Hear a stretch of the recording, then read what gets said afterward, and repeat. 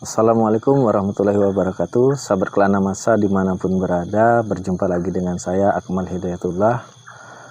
Dan di sebelah saya tak asing lagi yaitu guru kita Gus Iman. Assalamualaikum Gus Iman. Waalaikumsalam warahmatullahi wabarakatuh. Pada malam hari ini kita seperti biasa tidak melakukan mediasi, Gus. Iya. Boleh kita bincang-bincang santai ini, Gus? Boleh, monggo silakan. Banyak terjadi, Gus, yang mau saya tanyakan seperti ini, Gus.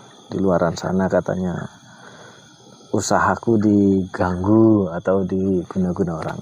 Yang mau saya pertanyakan seperti ini, Gus. Sebenarnya indikasi adanya usaha itu diganggu oleh oknum jin lah, oknum gaib kita bilang. Iya. Itu ada nggak, Gus, ciri-cirinya, Gus? Iya. Kalau pertanyaannya apakah ada ciri-ciri atau indikasinya seperti apa usaha ini diganggu dari sisi gaib atau oleh makhluk gaib, ya insya Allah ada. Ya. Namun sebelum saya menerangkan panjang lebar terkait apa yang dipertanyakan, perlu saya garis bawahi terlebih dahulu. Ya. Pendapat yang saya munculkan atau jawaban yang saya berikan tentunya berdasarkan apa yang saya pahami ditambahkan dengan pengalaman saya di lapangan. Ya. Indikasi usaha itu mengalami gangguan atau diserang dari sisi versi gaib itu memang ya terkadang cukup unik. Terkadang bisa berbeda pendapat di kalangan para ahli. Siapa ahli ini? Ya ahli terkait hal itu gitu loh. Dalam hal ini saya menyimpulkan beberapa poin tentunya. Yang pertama itu bila mana ada usaha mengalami gangguan gaib, ya baik itu gaib yang liar yang lagi merusuh atau gaib yang dikendalikan oleh oknum yang tidak bertanggung jawab. Ya. Alias mungkin kadang-kadang ya pihak-pihak terkait begitu loh. Iya. Ya, yang pertama kadang itu sering usaha tersebut itu dianggap oleh orang yang melihat itu sering dianggap tutup. Itu pertama. Padahal buka selalu, artinya tak nampak. Itu mengindikasi bahwasanya ada serangan gaib atau gangguan versi gaib atas usaha tersebut. Kedua, itu biasanya omset mengalami penurunan tapi secara drastis. Ya. Kalau penurunan omset itu atas dasar step by step, ya. Nah, itu mungkin tak perlulah terlalu berlebihan curiga ke hal itu. Dia secara drastis. Biasanya omset contoh mungkin 50 juta, tahu-tahu di hari kedua cuma 1 juta. Nah, gitu loh. Itu patut ditelusuri apa penyebabnya. Yang selanjutnya itu masih kita ingin tahu nggak? Masih lah, Gus. Iya. Kadang-kadang saat konsumen kita datang ke tempat usaha, konsumen datang lah atau pembeli datang, itu nampak bingung. Padahal menu sudah tersedia, bahkan mungkin spanduk pun sudah dipampang adanya menu-menu yang ada. Tapi begitu masuk dia nampak bingung. Apa yang mau dipesan, apa yang mau dicari, apa yang mau dibeli. Nah, itu termasuk. Masih ingin tahu lagi? Masih, Gus. Udah yang keberapa ini? 3 tadi. Yang ketiga. Yang keempat itu biasanya di tempat usaha itu muncul bau-bau aneh. Padahal lokasi tersebut steril. Kadang macam bau bangkai, macam bau yang aneh-aneh lah pokoknya. Padahal lokasi tersebut tidak diindikasi adanya sumber bau tersebut. Nah, itu patut diduga adanya gangguan dari sisi gaib. Ya, itu. Nah, sebetulnya banyak pasal-pasalnya, tapi yang cukup besar itulah. Yang sering lagi menimpa, ini menimpa kadang-kadang yang punya usaha, kadang-kadang perasaan males. Males untuk usaha itu ya, termasuk juga. Iya, bagian. Tapi harus dicermati. Ya, bukan males karena diri sendiri nih, Gus. Iya. Kalau malesnya karena omsetnya sedikit, Itu biasa, perasaan males. Tapi omsetnya masih stabil, bagus, kok males dia. Nah, yang patut diindikasi dan ada kecurigaan ke situ. Ya, kita sendiri, andai kata saya ilustrasikan, saya jualan, omset saya masih bagus, tapi kok saya males ya. Misalnya omsetnya 10 juta ya kan Gus. Tapi begitu mau membukanya kayak perasaan nggak bernafsu membuka. Ya, itu patut ada kecurigaan ke situ. Tapi kalau kita udah mungkin sekian bulan omset kita kayaknya kok udah nggak naik-naik gitu kan, kita males. Ah, itu mungkin karena kita aja kurang semangat jadinya.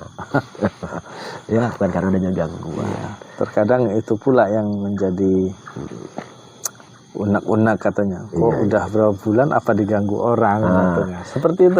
Ya, kuncinya pesan saya terkait yang usaha, ya, jangan mengedepankan kecurigaan itu, namun perlu mengetahui pengetahuan terkait hal itu supaya tidak terlambat bagaimana cara antisipasi dan solusi bila mana mengalami hal itu. Ya, supaya nggak terlambat mengambil solusi atas problem itu. Seperti ini Gus. Terkadang ya usaha-usaha kuliner lah kita. Iya.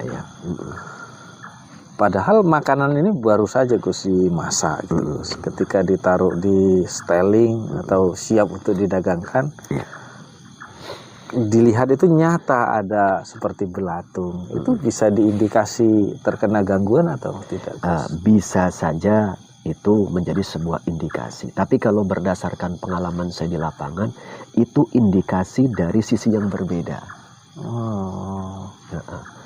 Dari sisi yang berbeda. Dalam hal ini bukan merupakan sebuah gangguan yang bersumber dari setan liar ataupun makhluk gaib yang dikendalikan oleh pihak-pihak oknum yang tidak bertanggung jawab. Ini ada sisi yang berbeda. Itu lain lagi. Lain lagi.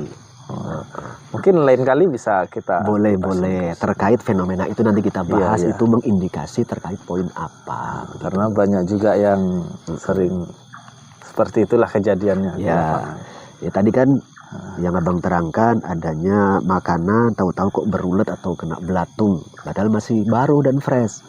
Ini berbeda dengan mungkin dia yang dijual ini terkait ada kuah, tapi kuah 1 harian dipanasin pakai api, nggak mau panas, ini bagian daripada gangguan. Itu sebetulnya banyak gangguan itu, indikasi atau ciri-ciri atau tanda-tandanya. Tapi ada perbedaan poin-poin kita harus paham terlebih dahulu. Mana gangguan itu yang bersumber dari luar, mana yang sebetulnya reaksi timbul itu dari dalam. Oke. Pahamlah makna yang saya sampaikan arahnya kemana itu. Seperti itu. Jadi memang ya kita selaku wirausaha cobalah cermat, hati-hati, waspada, banyaklah pengetahuan supaya tidak mudah sahwa sangka, tapi juga tanggap dalam kondisi darurat. Lagi-lagi pengetahuan. Karena dalam Islam itu diperintahkan, ada perintah, man aradad dunya fa'alaihi bil ilmi. Barang siapa kepingin sukses urusan dunia, harus tahu ilmunya, harus dengan ilmu. Begitu juga urusan akhirat, man aradal akhirah fa'alaihi bil ilmi. Kepingin sukses urusan akhirat harus tahu ilmunya. Dilengkapi poin selanjutnya, barang siapa kepingin sukses dua-duanya, faman aradahuma fa'alaihima bil ilmi. Kepingin sukses urusan dunia dan akhirat harus tahu kedua ilmunya. Terkait ilmu dunia, terkait dagang, kita harus mengerti bagaimana supaya dagangan kita bisa maju dan paham juga atas gangguan yang menimpa usaha atau dagangan kita. Itu berindikasi poin-poin sedikit yang saya sampaikan. Jadi tidak langsung 7 poin diganggu. Jangan seperti itu. Jadi harus beberapa tahapan kita menganalisa begitu loh. Jujur, saya di posisi seperti ini banyak kalangan para katakanlah saudara-saudara kita yang memang usaha jualan baik itu yang mohon maaf kuliner ataupun non kuliner, kadang jumpa curhat pada saya. Kadang-kadang kalaulah itu nggak begitu berat, saya bantu doakan dari rumah. Kalau terasa saya pertimbangkan saya perlu untuk turun ke lokasi usaha yang bersangkutan, insya Allah sedikit saya lapangkan waktu untuk datang silaturahim, melihat dan memantau secara langsung. Sampai segitunya kadang-kadang Pak Ahmad. Karena saya juga kan orang usaha juga sih. Iya. Ya bahkan beberapa kali sering itu gagal, cuma tidak lantas saya menuding karena ini. Nah, mungkin saya selidiki dulu. Ya, kuncinya saya ulang balik dalam usaha ataupun pekerjaan apapun kita. Jangan lupa kita jaga iman kita jaga amal kita jaga Islam kita, supaya Allah pun senantiasa menjaga kita.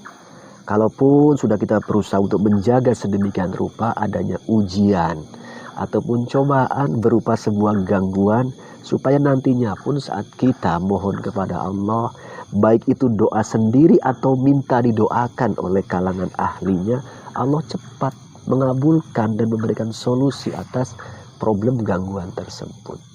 Kunci pertama, kita harus berusaha tetap dekat dengan Allah dulu. Jangan kita hidup suka hati, punya usaha, asik-asik kalau lagi turun atau ada permasalahan, sibuk mencari bantuan, kepingin cepat dapat solusi secara instan. Itu biasanya malah kurang pas. Karena kunci pertama, kita harus mampu tetap menjaga posisi kita dulu. Saat pun ada ujian dan cobaan, nantinya Allah cepat mengabulkan dengan cara memberikan solusi atas gangguan problem tersebut. Tuh. Nah, apa lagi terkait gangguan usaha dari sisi gaib? Cukup dimengerti lah ya. Alhamdulillah. Dari tadi salah satunya tadi Gus, apabila kita buka, orang datang atau yang sering datang lah, itu tidak melihat atau kurang melihat, sering dianggap tutup malahan. Yang kedua tadi Gus, tidak ada kesemangatan walaupun omsetnya itu tetap masih bagus. Ya, males-malesan. Padahal omsetnya masih bagus. Ada bau yang kurang sedap, yang tidak seharusnya ada di lokasi tempat usaha kita. Kemudian mengalami omset yang cukup drastis turunnya, turun secara drastis omset tersebut dalam waktu yang singkat. Itu patut ditelusuri. Perkara yang lain-lain itu ada pembahasan yang memang sedikit berbeda arahnya begitu. Saya rasa sudah cukup paham lah. Alhamdulillah, bila mana difahami dan cukup dimengerti sedikit uraian dari saya. Tidak lantas karena lagi collab langsung kita bilang jangan, jangan seperti itu. Karena kalau kita terlalu terburu-buru menduga negatif atas pihak lain terkait keadaan yang menimpa kita, itu saya nggak setuju juga. Artinya kita harus mampu juga koreksi ke diri kita juga, baru koreksi keluar atas fenomena yang ada menimpa pada usaha kita. Terima kasih Gus. Sama-sama. Alhamdulillah sudah mengerti. Mungkin sahabat di luaran sana juga sedikit banyaknya bisalah mengambil manfaat dari keterangan Gus Iman tadi. Alhamdulillah, mudah-mudahan. Terima kasih Gus. Sama-sama. Uraian. Oke, sahabat, itu saja yang bisa kami bincangkan pada malam hari ini. Lebih kurang saya Akmal Hidayatullah beserta Gus Iman mohon pamit. Assalamualaikum warahmatullahi wabarakatuh. Waalaikumsalam.